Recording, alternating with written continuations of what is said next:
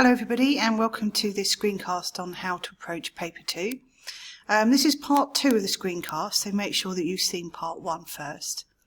Now this screencast is going to look at questions 4 to 7b, and we're going to particularly focus on questions 6, 7a and 7b, which is where the most marks are. So let's start with a quick reminder first of all of the things that we were looking at in the last screencast. The key things to remember for this paper is that you have half as much time per question as you did on paper 1. So for this paper you get 1 minute a mark. The plan is that we're going to read questions 1 to 3, then we're going to read text 1 and then we're going to answer those questions. Then we're going to read questions 4 to 6, read text 2, answer those questions, and then we're going to read questions 7a and 7b. Okay, so here we can see some examples. Now this is from the exam paper that asks you to compare the war letter by Bert with the Jack Monroe extract from her book on food blogging. So just as before, we're going to read the questions first. We're going to circle the key lines referred to in the questions, and we're going to underline the key question words, just as I've done as you can see here. And then we're going to turn to our text, so we're now on text 2, and we're just going to bracket off the key lines. Now for this paper it's only question 4 in the second part of the paper where there will be key lines, but I've just done that there for question 4, so you can see I've bracketed off the relevant lines.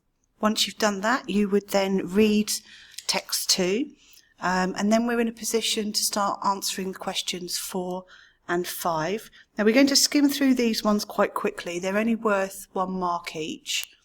Now question 4 is a comprehension question. They're asking you just to pull out a key detail from the text between lines 17 to 22. You can use a quote or your own words. So here, for example, an answer might be, "Now it's quick and delightful." Question 5 asks you to do quite a lot for the 1 mark. You'll see that they've printed out for you the extract from the text they want you to look at. And they're asking you how the writer uses language just in this sentence to show how eating processed food made her feel. They want you to pick out 1 specific example and then explain it. So it's not enough just to quote. So here, for example, you might say that the use of personification, "With my skin broke out in angry spots," shows how the processed food made her less healthy. Okay, so now we turn to question 6, which we're going to spend a bit more time on because it's worth 15 marks. And that means that in the exam you would spend 15 minutes writing your answer for this question. Now this is a techniques question more than a content question.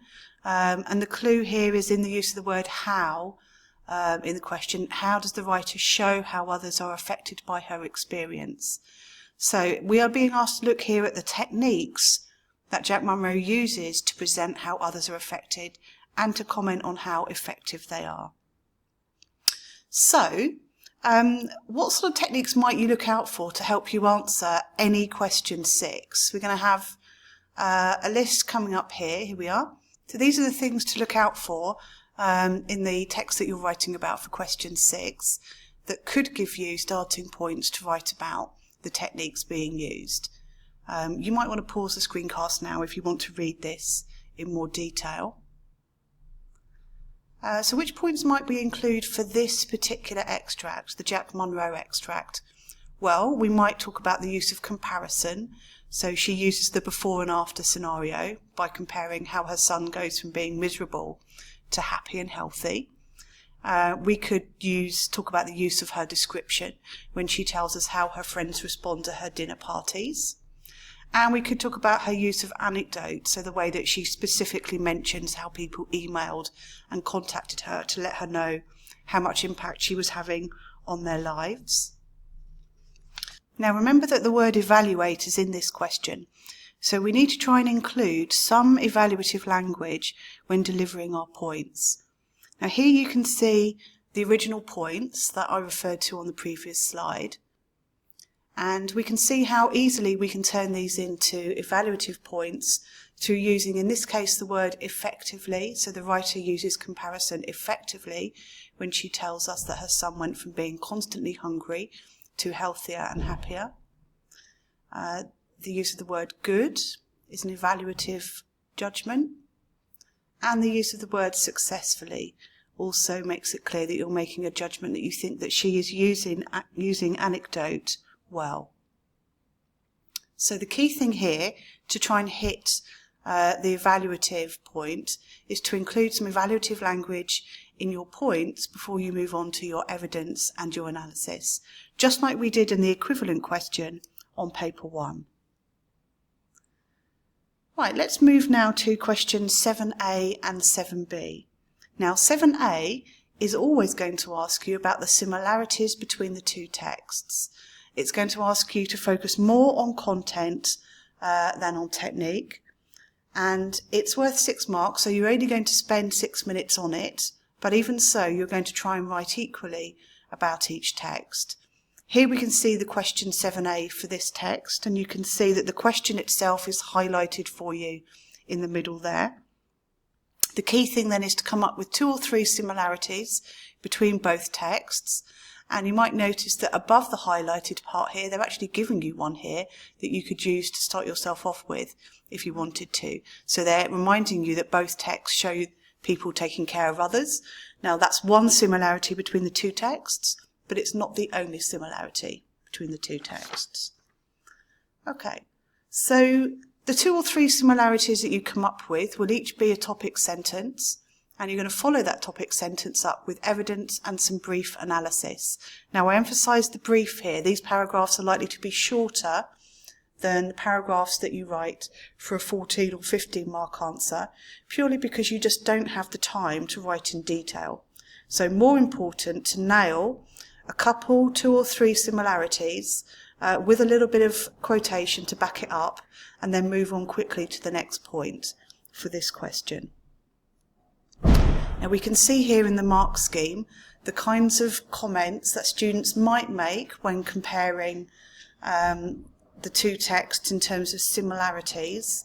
So you can see there's quite a range of things that you could have included, and you might want to press pause now if you would like to read this in more detail. So let's move on to question B now, 7b. Question 7b is worth 14 marks.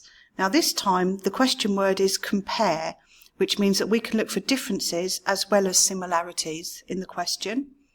Here's the mark scheme for this question. So there are some key things here that we need to notice. The first thing is that the mark scheme tells us that it's okay for us to compare theme, language and or structure. So they're the sort of things that they're expecting us to compare between the two texts. And the other thing to notice, and we've come across this situation before with this paper, that your mark will be capped if you don't write equally about both texts.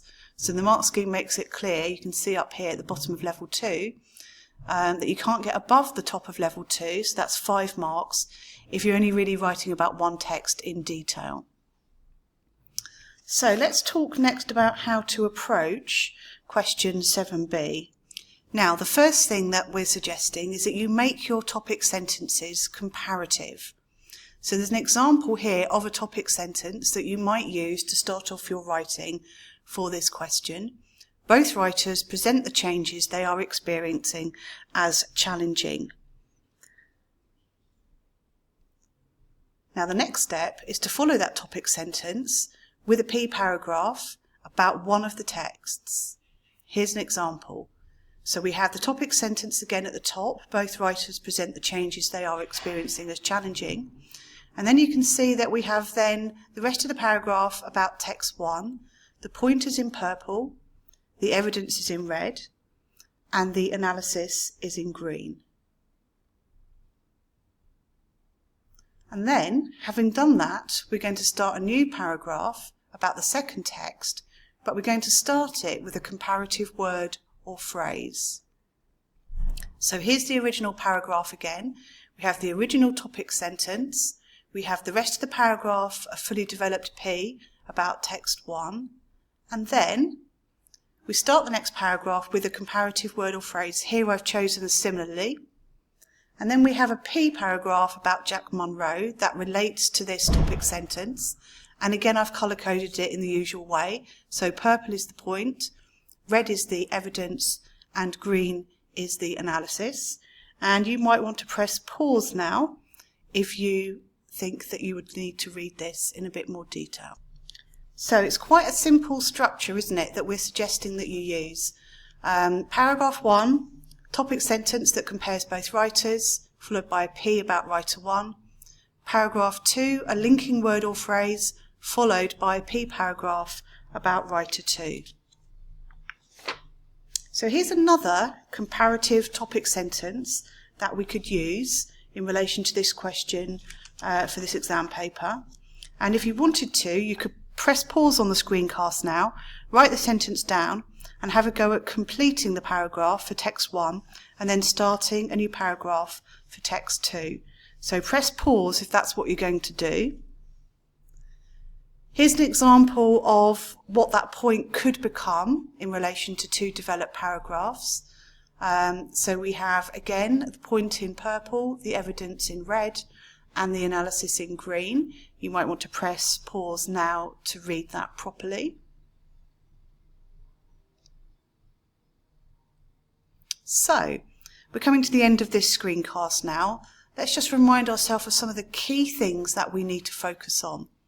The questions where all the marks are questions 6, 7a and 7b for this part of the exam paper. Question 6, a reminder that you're focusing on technique and you're using evaluative language. You have 15 minutes to write your answer. Question 7a, they're asking you for similarities in terms of content across the text. You only have 6 minutes, so you're going to make fast points, provide some brief evidence, and then move on to the next point. Question 7b asks you to compare, which includes differences as well as similarities, and you're going to be looking at theme, language, and structure.